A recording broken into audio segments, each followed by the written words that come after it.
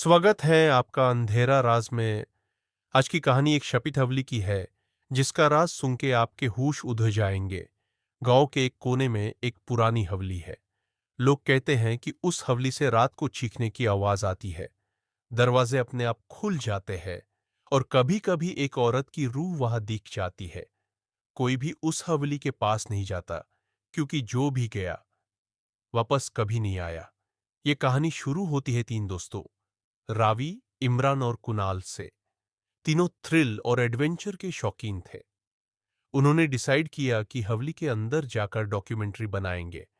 रात के 12 बजे तीनों अपना कैमरा और टॉर्च लेकर हवली के दरवाजे पर पहुंच गए। दरवाजा जोर से धकेलने पर एक कर्राहत भरी आवाज के साथ खुला। जैसे ही वो अंदर गए, एक ठंडी हवा उनके चेहरे पर लगी। हवली बिल्कुल अंधेरी थी। झूले हुए झुमार, टूटी हुई कुर्सियां और दीवार पर पुरानी तस्वीरें लगी थी। उनमें से एक तस्वीर नीचे गिर गई। उसमें एक औरत की फोटो थी, जिसके चेहरे पर गुस्सा और आंखों में खून था।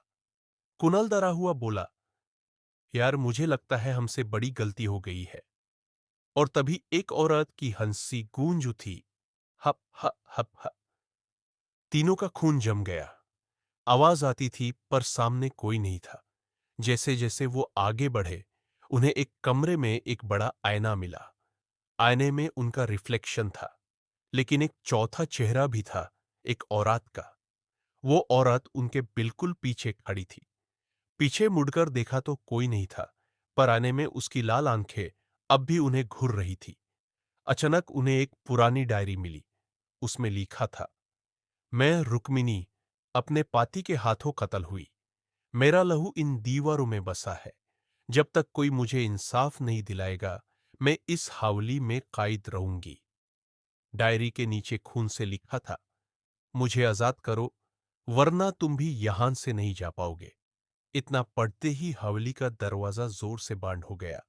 दीवार से खून बहने लगा। पुराने खिड़कियों से हवा तेज गुनगुनाने लगी। एक बादशाह की हंसी, कभी चीखने की आवाज, कभी कड़म की आहट, सब कुछ एक साथ होने लगा। तीनों दोस्त भागने लगे, पर हवेली अब एक माजे बन गई थी। दरवाजे अपने आप बंद हो रहे थे।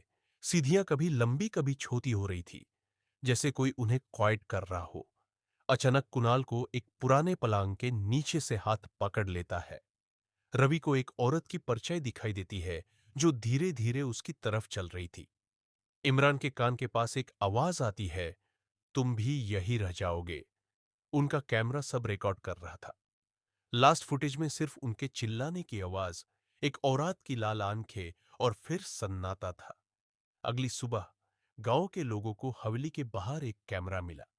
उसमें वही फुटेज था और एंड में एक आवाज क्लियर सुनाई देती थी, अगले शिकार का इंतजार है। दोस्तों, यह था अंधेरा राज का आज का किस्सा। आपको क्या लगता है? क्या रुक्मिणी देवी की रूह अब भी हवेली में भटक रही है? अपना जवाब कमेंट्स में जरूर बताएं और चैनल को सब्सक्राइब करना ना भूलिए।